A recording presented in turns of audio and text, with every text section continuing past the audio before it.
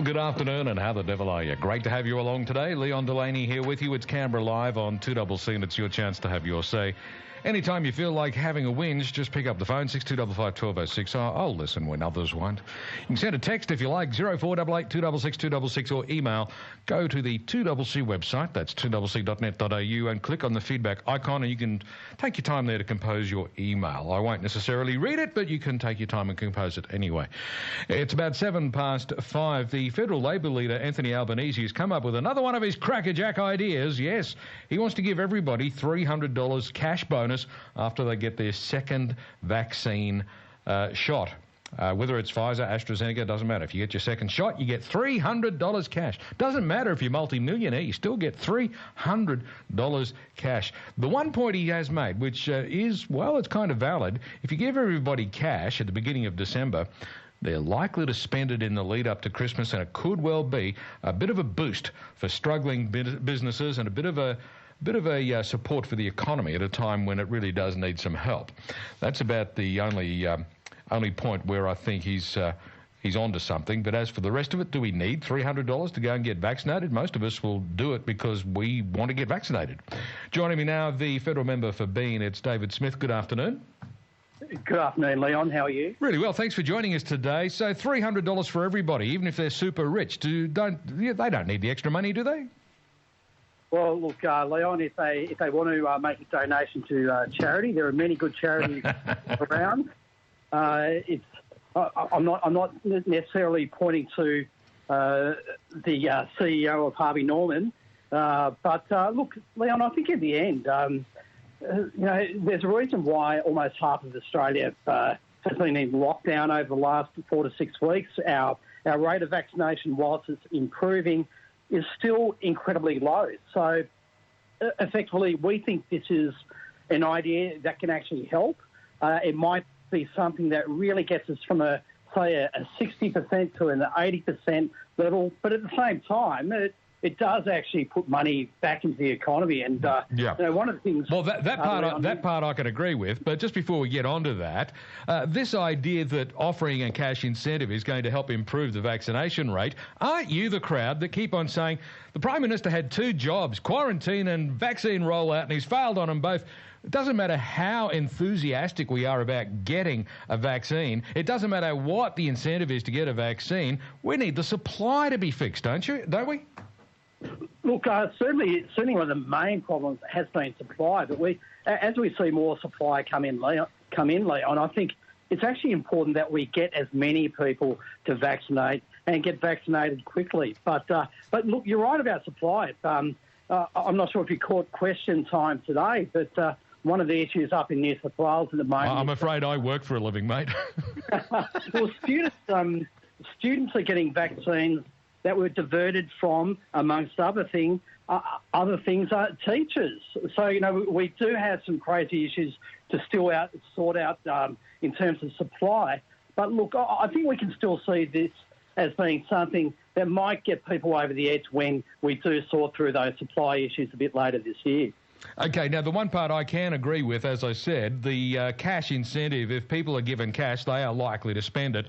And in the lead up to Christmas especially, that'll be the case. And that's part of the plan, isn't it? This is meant to be not only an incentive to get vaccinated, but also a bit of a boost, a shot in the arm, if you'll forgive the expression, for the economy. Oh look, absolutely right. And many of our country people don't necessarily understand this, Leon, but you do, that many businesses in Canberra, particularly in accommodation and hospitality, are being incredibly impacted upon by the New South Wales lockdown. Oh, absolutely, yeah. It's been huge. Here we are in Canberra, living the good life, but we can't welcome any visitors.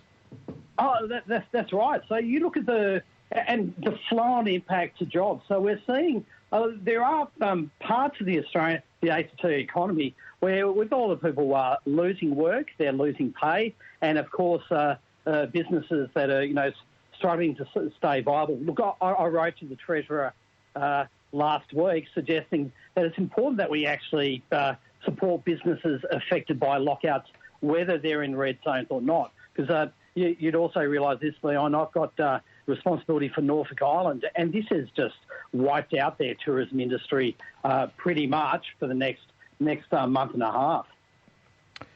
Yeah, I hadn't even thought about that, but it's not good for people in that situation at all. Obviously, we want to do what we can to help the local hospitality and tourism sectors as much as we can. We've had a bit of a problem today with Qantas announcing that they're going to stand down 2,500 people. At the same time, the financial assistance package that has been put forward by the government has been criticised as being too selective and insufficient, inadequate, because it only provides support for some employees, not all employees. Specifically, it helps air crew but not ground crew.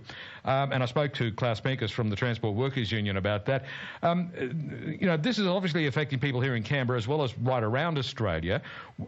That's a bit of an oversight by the government there, isn't it? Helping out half the staff?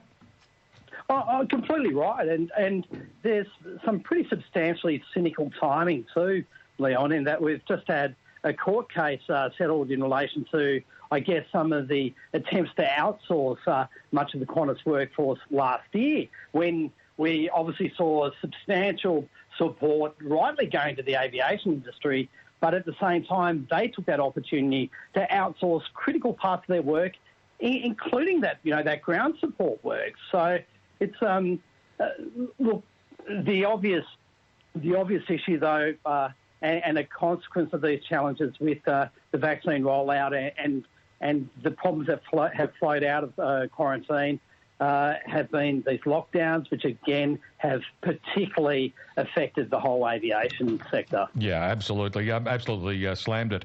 Now, also on a different topic, it is Homelessness Week this week, and you've jumped up on your bandwagon here too, of course. So the need for social housing is one of the things that we keep hearing about, but governments at every level seem to be reluctant to actually deliver what's needed.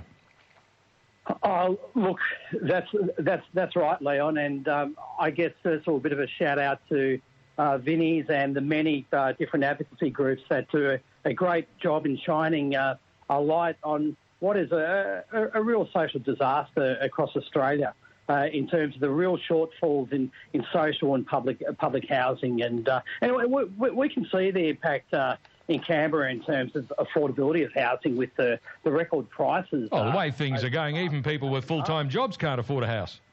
It's pretty extraordinary. And look, one of the real gaps, and I remember coming in back in 2018 in the Senate, and Doug Cameron was doing good work on this. But one of the issues is that we haven't had a proper national housing strategy really for a decade, and something that Jason Clare, my colleague, has put together, some really impressive work.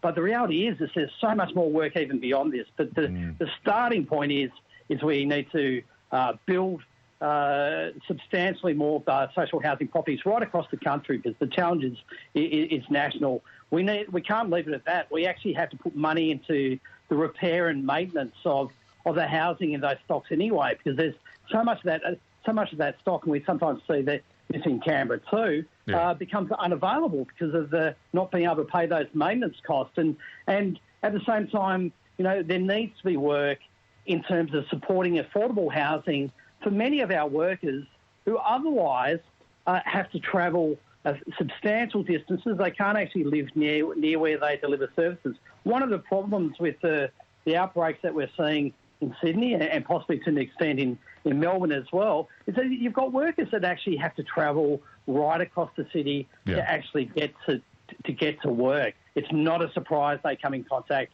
with hundreds of other people at the same time. Indeed. Thanks very much for chatting with us today. Thanks, Leon. Thanks very much. David Smith, the federal member for Bean on 2CC. It's Canberra Live. You can have your say, 625512.